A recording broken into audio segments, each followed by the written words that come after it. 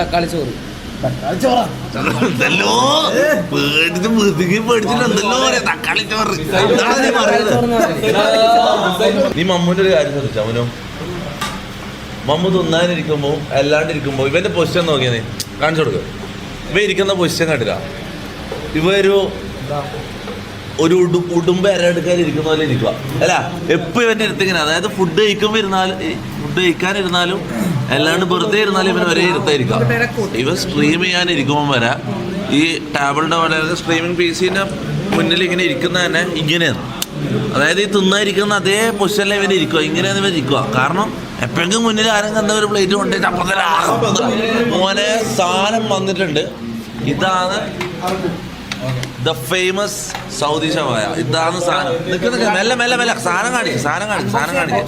Unbox ചെയ്യാം. Wait ആക്ക്. ഓ ഇതാണ് സ്പെഷ്യൽ സാധനം. ഈ റൈസ് ബുഖാരി റൈസ്. ഇത് പിന്നെ മാത്രമല്ല ഇതെല്ലാം ഉണ്ടാവില്ല. ഇത് 2 മണി മുതലേ സാധനം ഉണ്ടാവും. 2 മുതൽ 6 മണി വരെ ഉണ്ടാവും. സ്പെഷ്യൽ സാധനമാണ്. അത് കഴിഞ്ഞാൽ പിന്നെ ഈ സാധനം ഉണ്ടാവും. ബുഹാരി എന്നെല്ലാം പറയുന്നത് വിശന്നിട്ട് ഈ തീറ്റ പണ്ടാരോ വിശന്നിട്ട് ഒന്നും തിരിയുന്നില്ല. എന്തെല്ലോ പറയുന്നവന്. ഇതാ നിക്ക് എടാ കുറച്ച് മയോണൈസ്, ഒരു കഷ്ണം ഷവായ.